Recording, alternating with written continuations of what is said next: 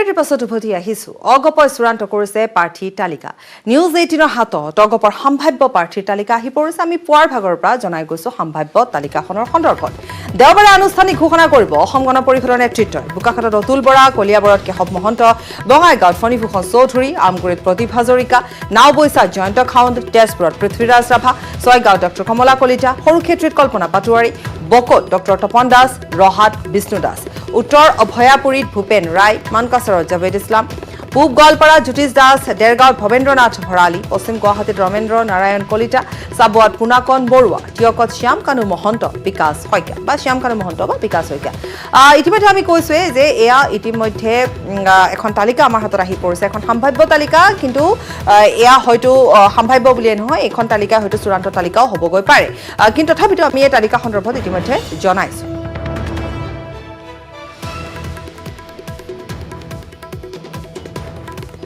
ইফালে যেহেতু প্ৰফুল্ল কুমাৰ মহন্তক টিকট নিদিয়াক লৈ বা এনেধৰণৰ বা সেই ঠাইত বিজেপিৰ দিয়াক বাবে জিতু গোস্বামীক দিয়াৰ বাবে গতিকে তাকে লৈ কিছু চৰ্চা হৈ আছিল আৰু এই চৰ্চাৰ পাছত যথেষ্ট প্ৰতিক্ৰিয়াৰ সৃষ্টি হৈছিল বিভিন্নজনে দিছিল প্ৰফুল্ল মহন্তইও দিছিল পত্নীয়েও দিছিল কিন্তু শেহতীয়াকৈ যি খবৰ আমাৰ হাতত আহি পৰিছে ফণীভূষণ চৌধুৰীয়ে ইয়াৰ ওপৰত এক মন্তব্য প্ৰকাশ কৰিছে যে দিব বিচৰা হৈছিল কিন্তু প্ৰফুল্ল কুমাৰ মহন্তক টিকট দিবলৈ অগপয় দলে চেষ্টাও কৰিছিলে কিন্তু বিজেপিয়ে এই ক্ষেত্ৰত নামানিলে আনহাতে সত্যব্ৰত কলিতাই এজেপিৰ পৰাই নিৰ্বাচন খেলিব বুলিও ফণীভূষণ চৌধুৰীয়ে জনালে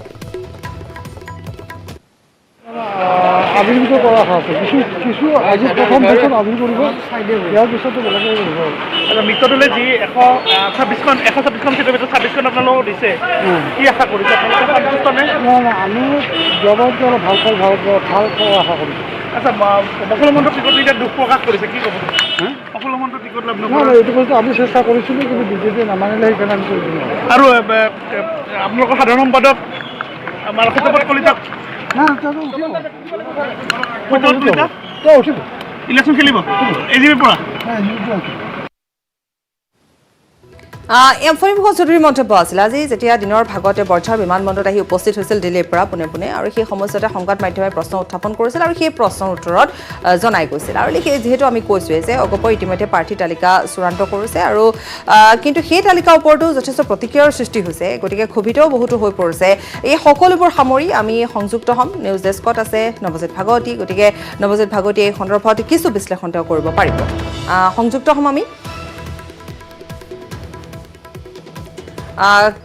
পুনৰ এবাৰ সেই তালিকাখন আমি টিভি স্ক্ৰীণত দিছোঁ যে কোনে ক'ত পাব সৰুক্ষেত্ৰীত কল্পনা পাটোৱাৰী বকত ডক্টৰ তপন দাস ৰহাত বিষ্ণু দাস এইখিনি উল্লেখ কৰিব পাৰি যে যিহেতু এই সমষ্টিটো ৰহাত বিজেপিৰ আছিলে গতিকে এইবেলি অগপক দিয়া হৈছে আৰু বিষ্ণু দাসে ইতিমধ্যে তেওঁ আগতীয়াকৈ সেই অগপত যোগদানো কৰিছে আৰু অগপৰ হৈ তেওঁ ইতিমধ্যে টিকট লাভ কৰিছে পূব গোৱালপাৰা জ্যোতিষ দাস পূৰ্বতেও বিধায়ক আছিল গতিকে জ্যোতিষ দাস বহু বছৰৰ পাছত পুনৰ তেওঁ উভতি আহিছে অৰ্থাৎ এক প্ৰকাৰে যদি চাবলৈ যোৱা যায় তেতিয়াহ'লে অসম গণ পৰিষদত কিছু পুৰণি মুখৰ যেন পুনৰ এবাৰ উভতি অহাও দেখিবলৈ পোৱা গৈছে আমি ইতিমধ্যে জনাই গৈছোঁ যে কল্পনা পাটোৱাৰীয়ে সৰুক্ষেত্ৰীত কিমান প্ৰভাৱ বিস্তাৰ কৰিব পাৰিব সেয়াও নিশ্চিত হ'ব পাৰিম আমি সময় সাপেক্ষে গতিকে সেয়া দেখিবলৈ পোৱা যাব কিন্তু যি কি নহওক মানকাছাৰত যিহেতু অসম গণ পৰিষদক দিয়া হ'ল গতিকে মানকাছাৰত জাভেদ ইছলামক প্ৰাৰ্থিত্ব প্ৰদান কৰা হ'ব গতিকে সেই তাকো লৈও কিছু পৰিমাণে হ'লেও তাতো কিছু চৰ্চা হৈ পৰিছে বা প্ৰতিক্ৰিয়া দেখিবলৈ পোৱা গৈছে বিভিন্নজনে মত পোষণ কৰিছে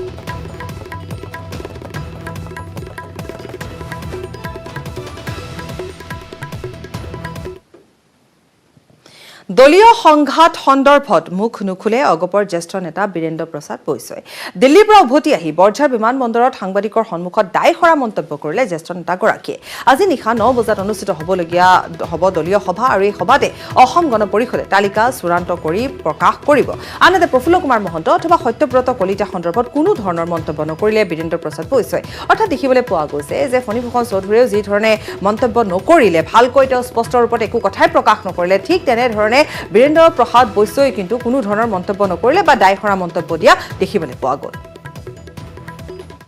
অসম গণ পৰিষদৰ প্ৰাৰ্থী তালিকা এতিয়াও হোৱা নাই আজি নিশা আমাৰ এখন বৈঠক অনুষ্ঠিত হ'ব সেই বৈঠক অনুষ্ঠিত হোৱাৰ পিছতে আমাৰ প্ৰাৰ্থী তালিকা সম্পূৰ্ণ হ'ব আমাৰ প্ৰাৰ্থী তালিকা আজি নিশা সভা অনুষ্ঠিত হ'ব তাৰপিছত ফাইনেল হ'ব অসম গণ পৰিষদৰ প্ৰাৰ্থী তালিকা প্ৰস্তুত হোৱা নাই আজি নিশা আমি বৈঠকত বহিম বৈঠকৰ বহাৰ পিছত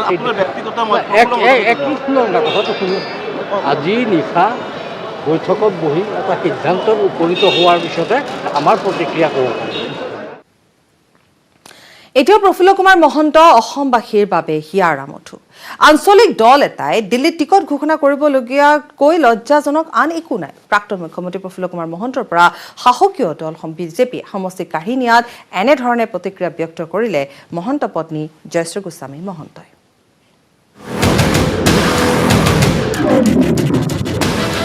এতিয়াও প্ৰফুল্ল কুমাৰ মহন্ত অসমবাসীৰ হিয়াৰ আমঠু। আঞ্চলিক দল এটাই দিল্লীত টিকটৰ ঘোষণা কৰিবলগীয়াতকৈ লজ্জাজনক আন একো নাই। 30 বছৰ বৰহমপুৰত ৰাজত্ব কৰা প্ৰাক্তন মুখ্যমন্ত্ৰী প্ৰফুল্ল কুমাৰ মহন্তৰ পৰা শাসকীয় মিত্ৰ দলে সমষ্টি কাঢ়ি অনাৰ পিছতেই এইদৰেই অগপৰ বিৰুদ্ধে জ্বলি পকি উঠিল মহন্ত পত্নী জয়শ্ৰী গোস্বামী মহন্ত। জ্যেষ্ঠ বুলিয়েই নহয়, তেওঁ দলটোৰ প্ৰতিষ্ঠাপক সভাপতি আৰু এইটো এটা বৰ লজ্জাজনক কথা হৈছে যে তেওঁলোকে আঞ্চলিক ৰাজনৈতিক দলৰ যি ধৰ্ম, আঞ্চলিক ৰাজনৈতিক দলৰ যি কেৰেক্টাৰ, সেইটো তেওঁলোকে ৰাখিব পৰা নাই। তেওঁলোকে দিল্লীৰ ওচৰত আঁঠু লৈছে। অসুস্থতাৰ বাবে দীৰ্ঘদিন দিল্লীত চিকিৎসাধীন হৈ থকা প্ৰফুল্ল কুমাৰ মহন্ত শুকুৰবাৰে নিশা গুৱাহাটীত উপস্থিত হয়। প্ৰাৰ্থিত্বৰ পৰা বঞ্চিত হৈ প্ৰফুল্ল কুমাৰ মহন্তৰ প্ৰতিক্ৰিয়া, মই কা বিৰোধী স্থিতি গ্ৰহণ কৰা দলৰ লগত আছো। এইটো অসমৰ ৰাইজে দেখিছে, অসমৰ ৰাইজে বৰ দুখ পাইছে মনত গোটেই কথাখিনিৰ কাৰণে। অন্ততঃ আঞ্চলিক ৰাজনৈতিক দল এটাই দিল্লীলৈ টিকেট বিচাৰি যোৱা এইটো ঘটনা ইতিহাসত নোহোৱা নোপোজা কথা। তাৎপৰ্যপূৰ্ণভাৱে মহন্তক টিকটৰ পৰা বঞ্চিত কৰাৰ পিছতেই প্ৰদেশ কংগ্ৰেছৰ সভাপতি ৰিপুণ বৰায়ো মহন্তৰ সৈতে যোগাযোগ কৰা বুলি সদৰি কৰিছিল সংবাদ মাধ্যমৰ আগত।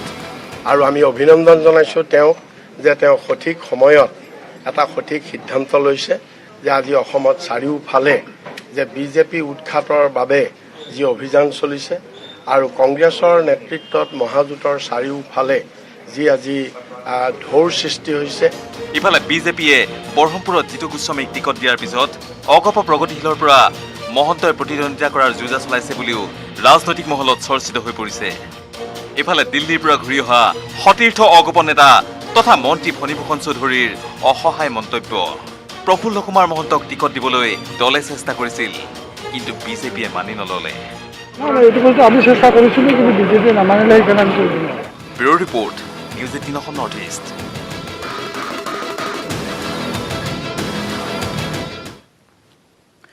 বিজেপিত কণ্ডল, প্ৰত্যাশিত টিকট প্ৰত্যাশী এৰিছে দল। বিজেপি এৰি কংগ্ৰেছত যোগদান বিতুপন শইকীয়াৰ।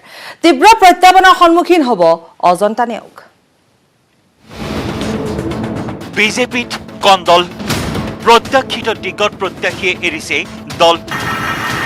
বিজেপি এৰি কংগ্ৰেছত যোগদান গোলাঘাটৰ বিতুপন শইকীয়াৰ। 2016 নিৰ্বাচনত কংগ্ৰেছৰ অজন্তা নেওগৰ হাতত বিতুপন শইকীয়া পৰাজিত হৈছিল মাথো 5000 ভোটৰ ব্যৱধানত।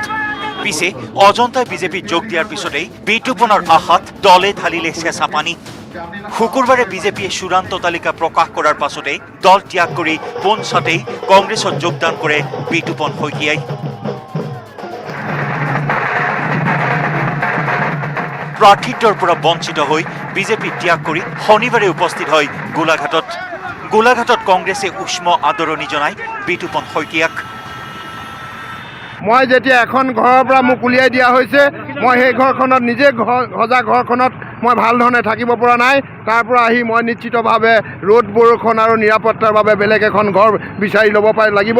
সেইকাৰণে মই প্ৰথমতে ঘৰটো বিচাৰি লৈছোঁ, তাৰপিছত মই সৰঞ্জামবিলাক বিচাৰিম। 7টা বছৰে মই দিনে নিশাই বিজেপি দলত থাকি 20 ঘণ্টা দৈনিকে কষ্ট কৰিছিলোঁ, মই নিষ্ঠাৰে কৰিছিলোঁ। মই নাজানো তেখেতসকলে কি ভাবিলে, গতিকে মই কেৱল মোৰ কথাই ভাবিবলৈ মই দিয়া নাই।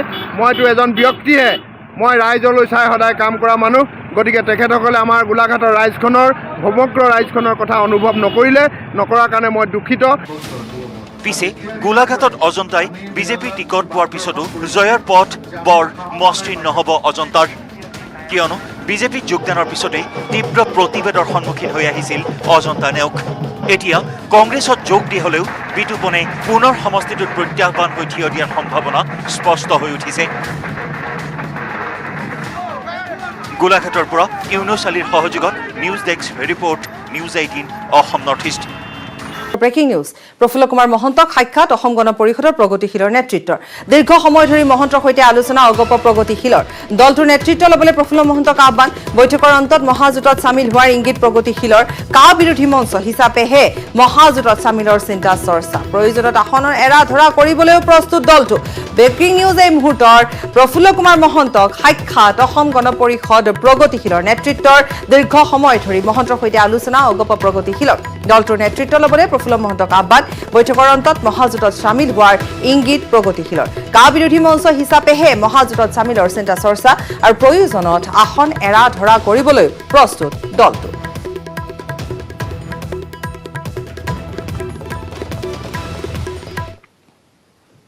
কমলপুৰ অসম গণ পৰিষদত খহনীয়া টিকট বঞ্চিত বিধায়ক সত্যব্ৰত কলিতাৰ হুংকাৰ দল এৰিলেও কমলপুৰ নেৰে কমলপুৰৰ পৰাই নিৰ্বাচন খেলিব সত্যব্ৰত কলিতাই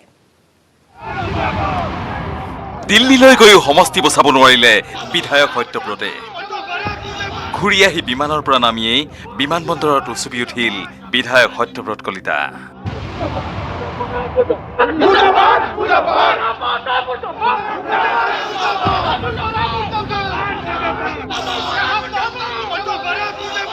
মই টিকেট নোপোৱাতকৈও মই আটাইতকৈ দুখ পাইছোঁ যে আমাৰ ফাউণ্ডাৰ সভাপতি দুবাৰকৈ মুখ্যমন্ত্ৰী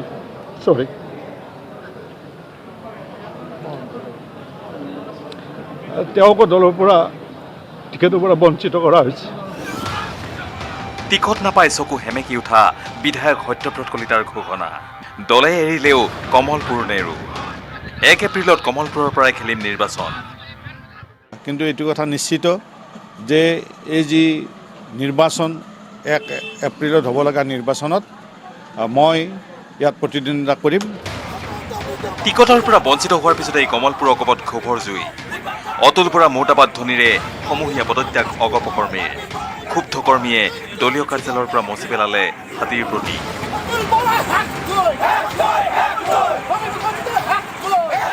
31 নম্বৰ ৰাষ্ট্ৰীয় ঘাইপথ অৱৰোধ কৰা দলীয় কৰ্মীৰ সন্মুখতেই অগপৰ ভৱিষ্যত ব্যাখ্যা কৰিলে সত্যব্ৰত কলিতাই বিজেপিয়ে ধ্বংস কৰিলে অগপ বিজেপিৰ জালত ভৰি দিছে অগপৰ একাংশ নেতাই ভাৰতীয় জনতা পাৰ্টীয়ে আঞ্চলিকতাবাদ ধ্বংস কৰিবৰ কাৰণে যি ধৰণৰ প্ৰচেষ্টা চলাইছে এই প্ৰচেষ্টাত আমাৰো কিছুসংখ্যক নেতাই তাক সেই জালত ভৰি দিলে যাৰ ফলত নেকি আজি অসম গণ পৰিষদটো নিক্ষেপ হ'বলৈ ওলাইছে কমলপুৰত সমূহীয়া পদত্যাগ কৰি অগপ কৰ্মীয়ে উত্তপ্ত পৰিস্থিতিৰ সৃষ্টি কৰাৰ সময়তেই নতুন সমীকৰণৰ ইংগিত দিল্লীৰ পৰা উভতি অহা ফণীভূষণ চৌধুৰীৰ সত্যব্ৰত কলিতাই অগপৰ টিকটতেই নিৰ্বাচন খেলাৰ কথা ঘোষণা ফণীভূষণ চৌধুৰীৰ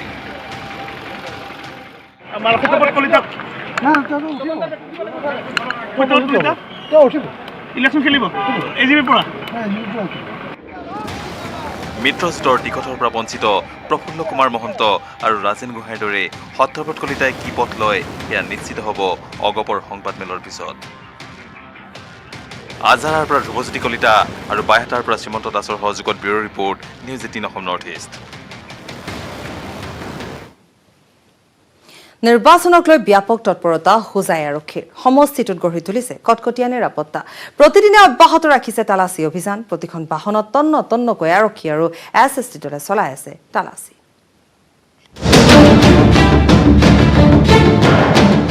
হোজাইত আৰক্ষীৰ ব্যাপক তালাচী অভিযান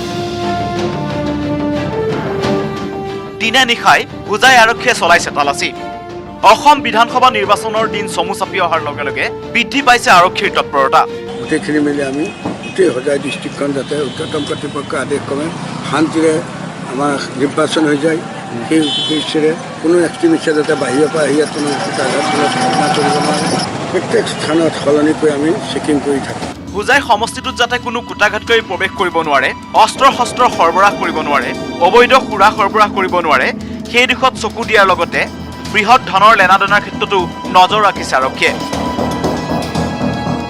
তালাচী অভিযানত আৰক্ষীক সহযোগ কৰিছে SSTৰ দলে এই শান্তিপূৰ্ণ নিৰ্বাচনখন যাতে চলি যায় তাৰ কাৰণে আমি চেষ্টা চলাই আছোঁ হোজাইৰ পৰা Pranab Sharma news 18 Assam north east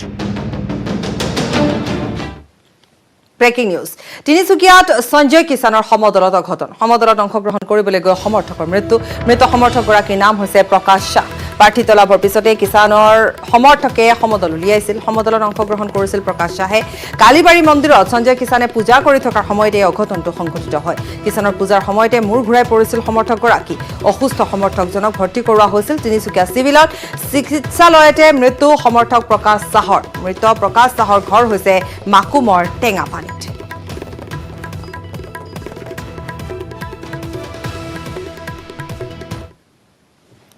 শিলচৰত কংগ্ৰেছৰ কাৰ্যালয় লণ্ডভণ্ড। সুস্মিতা দেৱৰ সমৰ্থকে কাৰ্যালয় লণ্ডভণ্ড কৰি সাব্যস্ত কৰিলে প্ৰতিবাদ।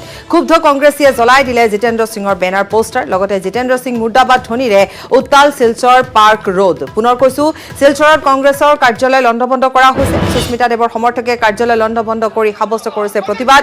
ক্ষুব্ধ কংগ্ৰেছীয়ে জ্বলাই দিলে জিতেন্দ্ৰ সিঙৰ বেনাৰ পোষ্টাৰ। লগতে জিতেন্দ্ৰ সিং মুৰ্দাবাদ ধ্বনিৰে উত্তাল হৈ পৰিছে এতিয়া শিলচৰ পাৰ্ক ৰোড। আমি দেখুৱাইছো, আৰু যিহেতু এই বাতৰি প্ৰকাশ পাইছিলে যে সুস্মিতা দেৱে পদত্যাগ কৰিছে, কিন্তু এতিয়ালৈকে যিহেতু তেনেধৰণৰ কোনো পত্ৰ পোৱা নাই বুলিও ইতিমধ্যে জানিব পৰা গৈছে। কিন্তু যি কি নহওক, যে কংগ্ৰেছ নেত্ৰীগৰাকী অসন্তুষ্ট আৰু এই বাতৰি বিয়পি পৰাৰ লগতে লগে লগে এনেধৰণে কংগ্ৰেছৰ কাৰ্যালয় লণ্ডভণ্ড কৰা হৈছে শিলচৰত। এখানকার যারা কংগ্রেস কর্মকর্তারা রয়েছে, কংগ্রেস ওয়ার্কাররা আছে, সবাই পদত্যাগ করে, অনেকে এর মধ্যে পদত্যাগ করেছে বা পদত্যাগ করতে তৈরি আছে। এবং আমাদের এই সিদ্ধান্ত যদি রিভিউ না করা হয়, এটাকে যদি আবার পুনর্বিবেচনা না করা হয় এবং সঠিকভাবে যদি আমাদের যে বরাক উপত্যকার যেসব সমস্যার দিকে দৃষ্টি রেখে যে প্রার্থিত্ব বন্টন সঠিকভাবে না করা হয়, তাহলে সেটা মেনে নেওয়া হবে না বলে সবাই বলছে। এবং আমরা সেভাবে একমত, আমাদের নেত্রী আছেন সেখানে এবং নেত্রীর মত নিয়ে আমরা কাজ করছি। এখানে বরাক উপত্যকার কংগ্রেসের সবাই কর্মীরাই ওনার নেতৃত্ব মেনে নিয়েছে, মেনে চলে আসছে এবং সেটাই আমরা জারি রাখবো। সেই হিসাবে আমরা চাই অনতিবিলম্বে এই সমস্যার সমাধান আমরা চাইতেছি পিসিসির কাছে এবং এআইসিসির কাছে। ইয়াৰে সৈতে বাতৰিৰ পৰা বিদায় লৈছো। নমস্কাৰ।